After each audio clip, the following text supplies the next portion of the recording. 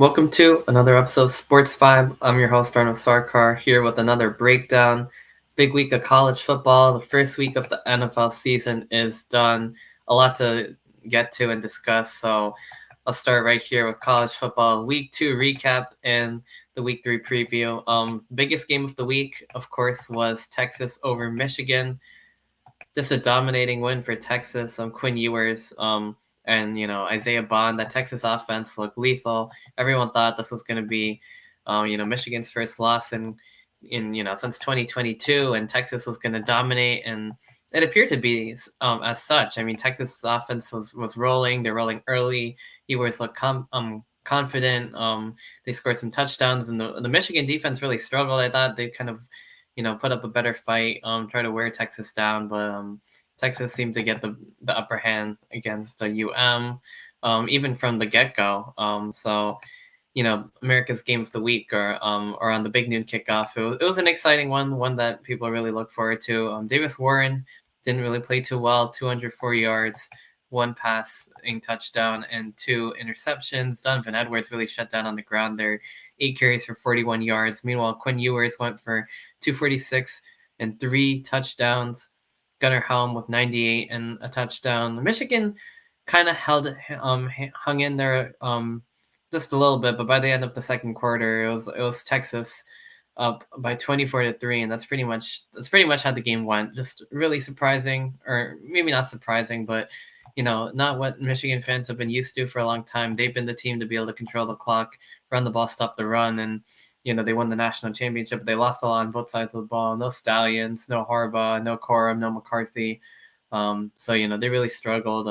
Dominic Zavada really got them their only points of the game until the fourth quarter. Samaj Morgan getting in, but really dominating win by UT, going into the Big House, getting one for the SEC over the Big Ten. One of the few things don't really like about that game, but other than that, really happy to see it. Another really exciting game, Oklahoma State taking down Arkansas in overtime. This one was a thriller. Arkansas coming off a 70-0 victory over Arkansas Pine Bluff, but we knew that was just a warm up.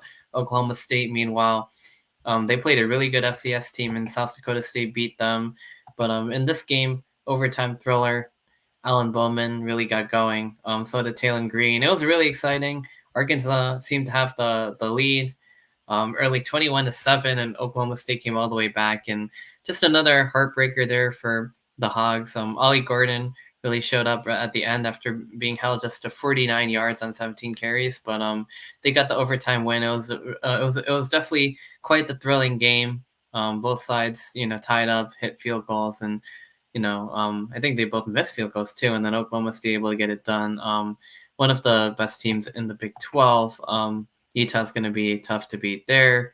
Some other notables, Kansas State hanging on against a good American Conference team, Tulane. Avery Johnson, 181, 2 touchdowns. Penn State, a big scare against Bowling Green. I was shocked to see it. Connor Baselak, former Indiana quarterback, played pretty well, 254 yards for 2 touchdowns, 2 picks. And Bowling Green had the lead on Penn State, I believe 24-20 before Penn State was up 27-24, and Baselak threw an interception. But not really what I was expecting. Penn State looked really dominant last week against West Virginia, and this week kind of come back to life. The knock on them is they beat all the bad teams, all the pushovers, blow them out, even the Big Ten teams, and then struggle with Ohio State, Michigan, but they lose those. But now we see down to earth Penn State team. They still got the win. That's important. It's all about bouncing back. I mean, next week for the Nittany Lions, or the week after when they play Kent State. But it's all about bouncing back. But I mean, you have your good games and your bad games. But that was just an unusually bad game for Penn State against Bowling Green. I mean, even though they're one of the better MAC teams, you'd expect Penn State to just roll. Not quite. Still got the W though. Yeah, that's really all that matters. But just quite a scare. Now, a team that didn't make it out of a scare was Notre Dame, getting upset by Northern Illinois 1 week after going down to A&M and knocking off Texas. Riley Leonard threw 2 picks. Northern Illinois was in the game the whole time. I mean, it was just a scrappy boneyard win, as the Huskies like to go by. I mean, they're one of the top teams in the MAC usually, but that's still, playing at a top 5 Notre Dame team who looked really good, beating the Aggies. I mean, just a shocking win.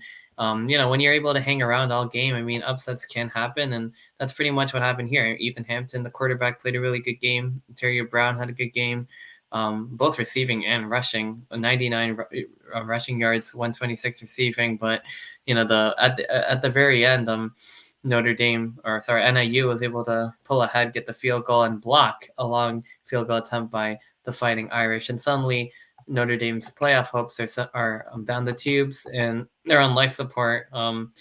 Northern Illinois now ranked in the top 25 at 25. Notre Dame slipped all the way down to 18. Yeah, I mean, those are some of the more notable games. Utah obviously hanging on against Baylor. The Cyhawk game, after Iowa defeated Iowa State last year, Iowa's offense came to life against their FCS opponent, I believe, Western Illinois this week. Not quite the same. Iowa State now ranked 21 after knocking off an Iowa team. Cade McNamara and the offense not really flowing the same way. 2 picks. Caleb Johnson, monster game on the ground, 187 rushing yards. But Iowa State able to come back after Iowa went up 13-0. Iowa State able to come back. They were trailing 14-19, 17-19, and Kyle Conradi hit 2 field goals in the fourth quarter. Iowa still leading 19-14 to make it 19-17, and then the game winner from 54 yards out to win the Cyhawk Trophy, 20-19. Iowa State didn't really expect that one, but we got it. Excuse me. Some of the other really good games of the week. Alabama versus South Florida. I think this one was an absolute thriller. The final score was Alabama 42, South Florida 16, but that is really not representative of the game as a whole. Byron Brown played really good, and for the second year, South Florida had Bama on the ropes. I mean, no one thought that would happen once, or forget about twice, especially in Alabama on Nick Saban's. They named the field after Nick Saban, and I mean, USF took the lead. Alabama came back, and then they were just neck and neck. And in the third quarter, I mean, USF was down by 1, and in the 14-13, and then Alabama scored, to go up 21-13, still one score game. And you might argue, why didn't USF go for the touchdown? Maybe they trusted their defense, but after that, it all seemed to fall apart. Alabama just adding touchdowns, and finally the lack of depth caught up with USF, but a really good effort there by the Bulls. Alex Golish, I mean, the go offense, like, it really seemed to work. I'm impressed with South Florida's performance. Alabama, they better shape it up because they got Wisconsin next week. Not necessarily the easiest of games, but certainly not that hard of a game either. They've been struggling, but I mean, playing up in the North, I mean, it could be a wake-up call for Alabama, playing a different style of football. I mean, the way they struggled here with the USF. So yeah, definitely a wake-up call. They better get ready to roll. No pun intended, as they go up to Wisconsin. Nebraska taking down Colorado. Colorado's a train wreck offensively. We saw it against a real team. Not no offense to the Bison, a very good FCS team, but Shadur Sanders had actually a pretty decent game, but threw an interception. But it was really all Nebraska until scoring all their points in the first half too, and then just didn't really let Colorado get back into that game. So Dalen Rayola looks pretty solid. 23 for 30, 185, and in Nebraska, the Cornhuskers are now ranked 28-10. Well, they're ranked 23, but the final score 28-10 over Colorado, who apparently they don't play the fight song, they play Shadur Sanders' rap song after when he throws a touchdown, which I think is ridiculous as a former band member, but I digress. Boise State, Oregon. This one was a late night thriller. I was watching some of that before I went to bed. Oregon with the speed, just scoring touchdowns on missed field goals, and not even missed field goals, punt return, kickoff returns. I mean, they really got the speed. Boise State put up a really good fight. I mean, they got this guy named Ashton Jeanty, one of the best running backs in the country. 70-yard touchdown run. He had 3 touchdowns in that game, and Oregon really, was struggling. They're hanging in there. It was a good fight. But definitely a better performance than their previous week against Idaho, but against one of the best teams in the group of 5. A lot of people are saying they might be the playoff pick there. Maybe Northern Illinois might be in the conversation now, but Oregon able to hold on and defeat the Boise State Broncos 37-34. And that's also important as Oregon's one of the top teams in the Big Ten. Last but not least on my list here, Rutgers versus Akron.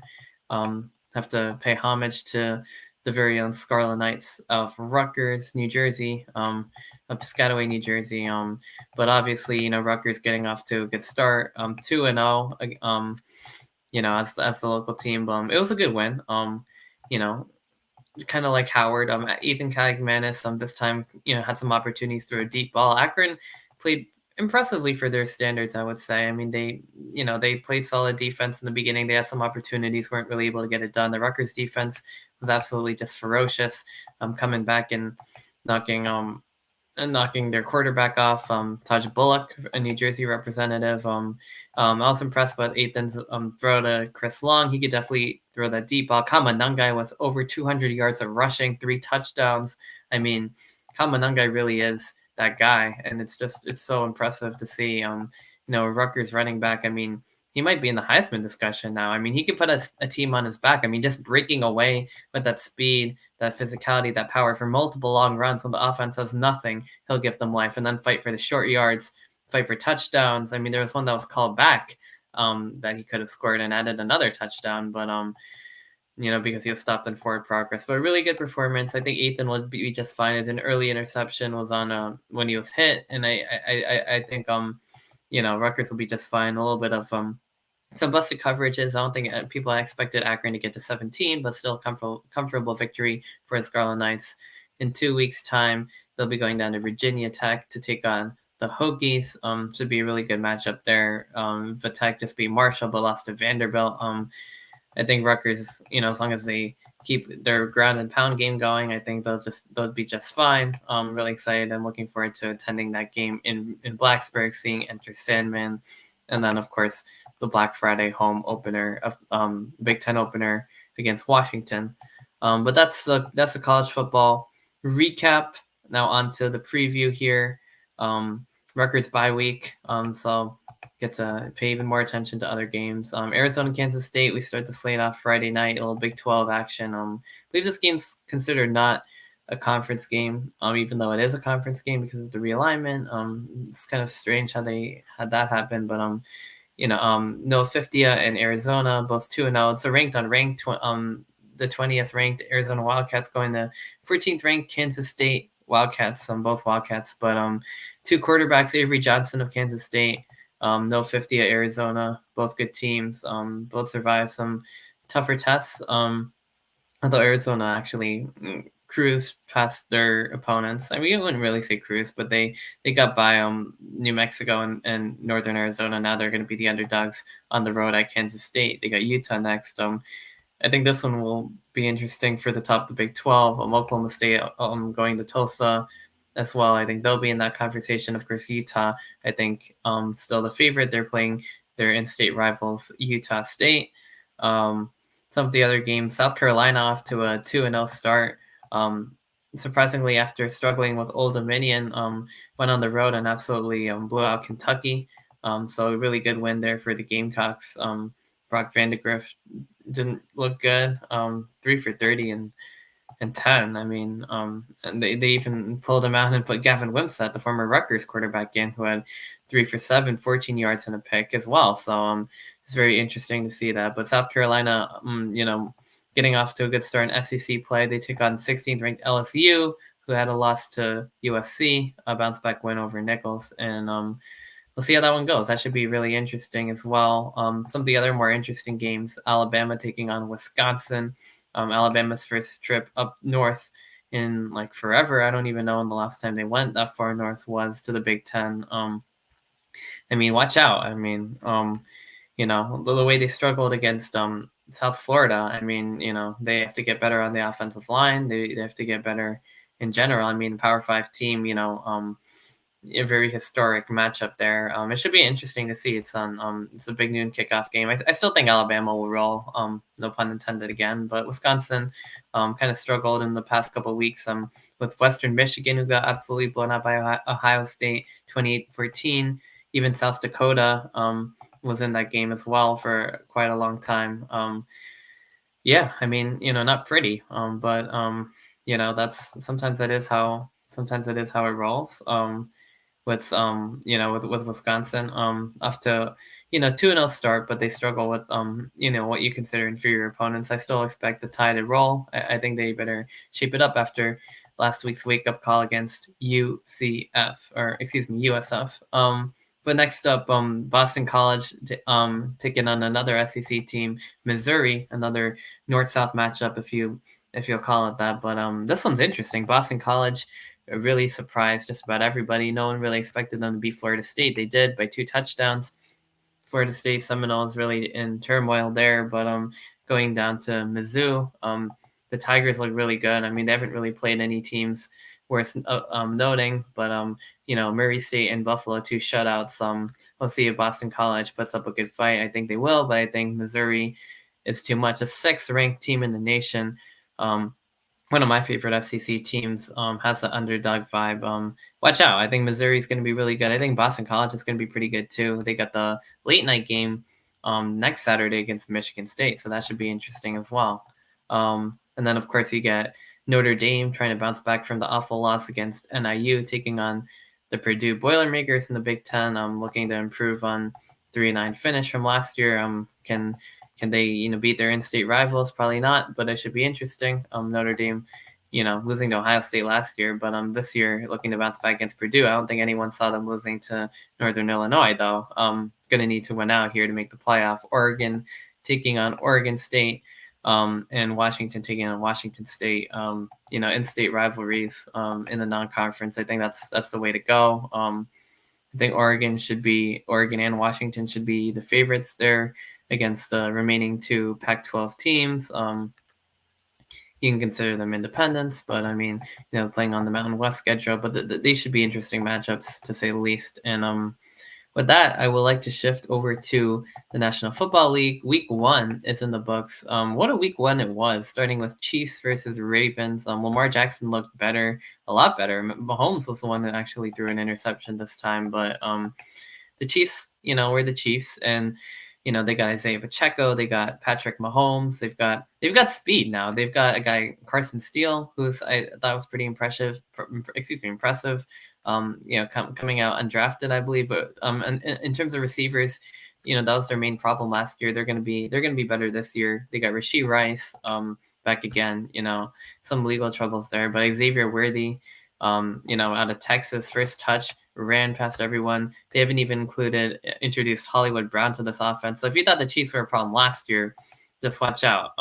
They're going to make the whole league regret them getting such great receivers, especially Xavier Worthy with the Bills pick. But alas, Lamar Jackson played a good game. He had 122 yards of rushing, 273 passing. He looked like he wanted to avenge the last year's game, and they almost did. They're trailing in the fourth quarter, and they got to stop, and they almost got the score by Isaiah Likely at a Kevin Durant moment with his foot out of bounds, and nothing but pain for Baltimore. Obviously, as a Nets fan, I kind of know how that one feels. But plenty of time to bounce back. Definitely a great start to the season. Chiefs this year, unlike last year, off to a 1-0 start. We'll see what that means for them later on in the season as the Super Bowl favorites once again. I'm trying to three-peat here. No issues against Baltimore, who's in the AFC Championship game right with them. Next game, Packers versus Eagles. Great start for Philadelphia, although Jalen Hurts did throw a couple picks. Saquon Barkley, this was definitely a Saquon Barkley breakout game. 109 yards on the ground, 2 touchdowns and a receiving touchdown. As a former New York Giant, and it's unfortunate as a current Giants fan, very unfortunate that he had that kind of debut. Looked good behind the line. He had some long runs. He had the short runs, of course, that I thought they'd use him mainly in short yardage situations, which they did. But he also had a couple longer runs. But 3 touchdowns. Just the way to start off. AJ Brown looked good. Jaden Reed looked good. Feel a lot of open space on that football field for big plays and a lot of offense in the game. Back and forth. Great way to introduce the NFL to Brazil. And really unfortunate what happened to Jordan Love at the end of the game. Looked like it was MCL, and he'll be back in a few weeks. Josh Jacobs also making his debut in Green Bay with 84 yards. First time as a Packer. And I think that one lived up to the hype, just as Ravens Chiefs did. Some of the other games here, the Saints absolutely blowing out the Panthers, 47-10. Panthers look like they might be the worst team in the NFL. Weren't even competitive remotely. Saints aren't even supposed to be all that great either. I'm just gonna go through a quick recap, rapid fire style. Vikings Giants. As a Giants fan, this game was horribly disappointing. All the acquisitions, Brian Burns, hardly, the D line was hardly even there except for Dexter Lawrence. What's worse is on offense.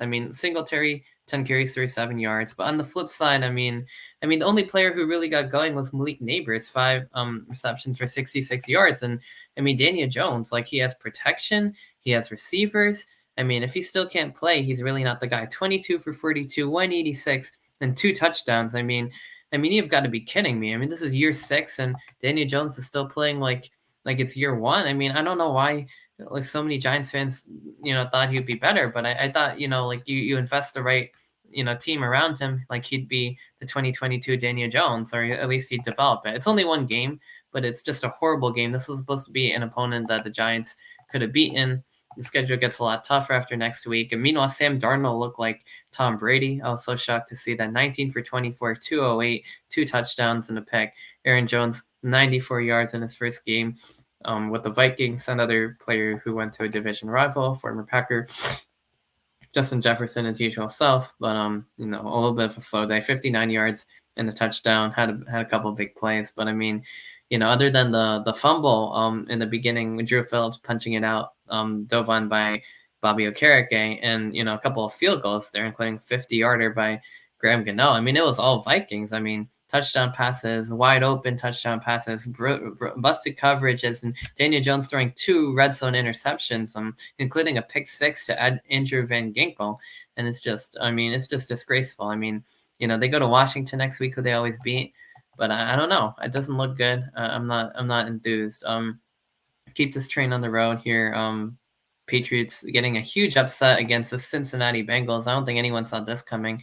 Joe Burrow, pedestrian, 21 for 29, 164. Ramondre Stevenson had 120 and a touchdown. Jacoby Brissett looked solid, 50 for 24, 121. But I don't really think anyone thought the Bengals would just lose to the Patriots of all teams, who are supposed to be one of the worst teams in the NFL, tanking, what have you. But New England able to get a win there. Under I forgot what under their under Gerard Mayo, their new head coach, I believe, with Bill Belichick having stepped away. But keep this train rolling. Steelers over the Falcons, all field goals for Pittsburgh, but didn't matter. Justin Fields surprisingly got the start. I thought it was going to be Russell Wilson, but Fields looked pretty solid, but very defensive game. No one really got going. Kirk Cousins did not look good. 2 interceptions, 155 yards. Just it wasn't really pretty. It wasn't a really pretty game at all for either team. But Pittsburgh able to get the win. They're 1-0. Texans Colts was a thriller. CJ Stroud, 2 touchdowns. Anthony Richardson, 9 for 19, 212. Joe Mixon had a huge day, 159 yards on the ground. Nico Collins, 117 yards through the air. Alec Pierce, 125 yards for the Colts. Back and forth game. Looked like the Houston Texans, they had the lead. The Colts kind of clawed back. Weren't quite able to finish the job after getting it within 2. Gave the ball back to the Houston Texans and never got it back. So that's how that one went. An exciting opener. Texans look like they had a big playoff run last season. Let's see what they could do to improve on that further. Stephon Diggs making his Texans debut. I think this could be a pretty good team. Favorite to probably win the division again. Cardinals Bills rematch of the Hail Murray game. No such heroics this time, but it looked like it was a back and forth game. Josh Allen diving into the end zone. No stuff on Diggs there because obviously he's in Houston, as we just mentioned. But 232 for 2 touchdowns with Josh Allen. Back and forth game. Arizona actually had the lead early on. They went up 10-0. Marvin Harrison was very quiet, but it was the Buffalo Bills making the comeback at the end. Even though, the Cardinals actually scoring on a kickoff return, but that's all she wrote. Tyler Bass ending it from 39 yards out, unlike the playoffs, and the Bills get the opening day W against one of last year's worst teams in the Cardinals. Titans taking on the Bears. Caleb Williams, really lit it up. Not really. 14 for 29 to 93 yards. Not really what you were expecting after he lit it up in the preseason. Will Levis, not great. 127, one touchdown, 2 picks. But really, the special teams of the Bears and the defense really got it done for Chicago. Interception, return, touchdown, block punt return, touchdown. A couple field goals from long range in Chicago after trailing 17-0, scored 24 unanswered to give Caleb Williams and the Bears their first win of the season. The Dolphins hanging on against Jacksonville. Tyreek Hill got arrested. The whole thing about his speeding thing. Don't really want to comment on that. But the Jaguars actually getting off to the 17-7 lead. Brian Thomas making his debut down there. But I mean, it was Tyreek Hill with the 80-yard pass from Tua that really, got the Miami offense going, and they were able to come back and win. Jason Sanders hitting a 52-yard go-ahead walk-off field goal for the victory for Miami. Some teams who had bad, finishes to the season getting some opening day wins. Seattle over Denver. Bo Nix did not look good. 2 picks. Geno Smith, a little bit more capable there, 171 yards, 1 touchdown, 1 pick. Kenneth Walker, 103 yards and a touchdown. Seahawks getting their opening day win against their rival out west. The Raiders taking on the Chargers. Not really too much to say about this one. Jim Harbaugh's NFL debut. Ladd McConkey actually led the team in receiving yards. J.K. Dobbins, a huge day on the ground. Justin Herbert, conservative, 144 yards and a touchdown, 17 for 26. But the Chargers flip it against the Raiders after getting demolished by Vegas last year. Cowboys rolled past the Browns 33-17. It really wasn't that close. Deshaun Watson looks awful. 169 yards, 1 touchdown, 2 interceptions. Dak Prescott actually looked pretty decent after signing the long extension. Good start for the Cowboys. NFC East looks just about exactly the same. They really rolled. They got Zeke back, Avante Turpin with a 60-yard house call on a punt return, and it was all Dallas. Buccaneers, same thing. Completely demolishing the Washington Commanders, 37-20. Some late touchdowns there by Washington. To kind of get themselves back in the game a little bit, but not really. Baker Mayfield, 4 touchdowns, with 289 yards, passing 24 for 30. He looks good. Jane Daniels, an efficient debut, 17 for 24, 184 yards and 88 yards and 2 touchdowns on the ground. Austin Eckler leading the team in receiving from LA with 4 receptions for 52 yards, but all Bucks looking to return to the playoffs. The Lions taking on the Rams Sunday Night Football, a rematch of a playoff game from last season. Also, Stafford and Goff switching teams. A lot of storylines with that one. Good game. The Lions got Jamison Williams got open downfield. It was all Detroit early, 17-3, and then the Rams, came back. Kyron Williams, Cooper Kupp, and Puka Nacua before he went down. Just really solid receiving play, but the Lions able to get the go-ahead field goal and kind of wear out the Rams on the ground. David Montgomery punching it in, and the Lions really look to go to the Super Bowl this year.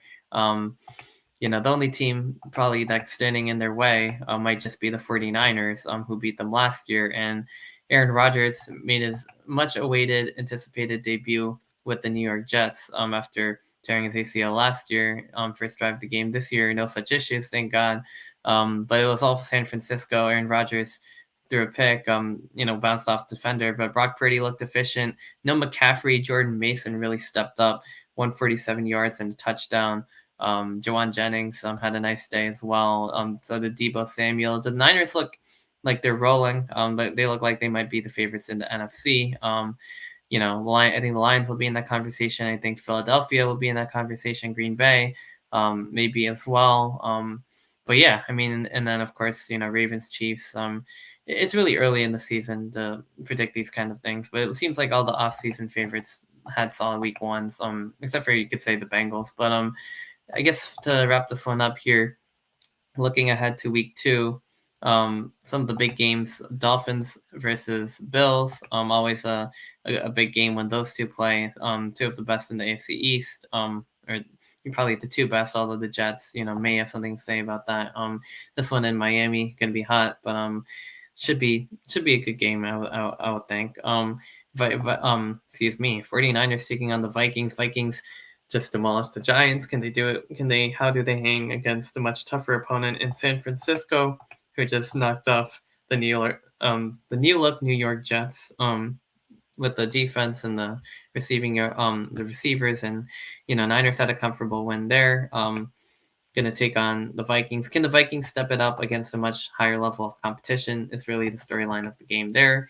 Giants Commanders. The Giants have had their way with the Commanders for years. Even Daniel Jones has. Commanders not exactly a great debut, although much better than the Giants. Can the Commanders pull it off and get a win here, or can the Giants get a win? Because the Giants are going to need it. Both teams are really going to need one here to keep kind of pacing the division for wild card race. Anything. The Giants definitely are going to need a win. Washington's going to need a win. How's Gene Daniels going to look relative to Daniel Jones? But hopefully the Giants can bounce back. Really disappointing loss against the Vikings, divisional contest here early in the season. Those are always good. Some of the other big games, Bengals-Chiefs. Bengals obviously didn't look great. Now they go to Kansas City. Are the Chiefs going to roll here? We'll see what happens. It's always a big game when Joe Burrow takes on Patrick Mahomes, and this one should be no different. Bears-Texans in the Sunday night slate. I think it's going to be really interesting. An up-and-coming team, and C.J. Stroud and the Texans building on what they had last year against Caleb Williams. And, he didn't have the best game last time, but maybe he will this time. It'll be a lot of America's first chance to really see him in action. I think that's why they put that game there. And, Steelers Broncos in the late night slot are in the 425 slot. That should also be interesting. Falcons going to Philadelphia, take on the Birds. That one should be interesting as well. But that's pretty much all I got for this episode of SportsVibe. Big recap of week 2, preview week 3, and then NFL recapping week 1 and previewing week 2. I'm Arnav Sarkar, and as always, we will see you next week.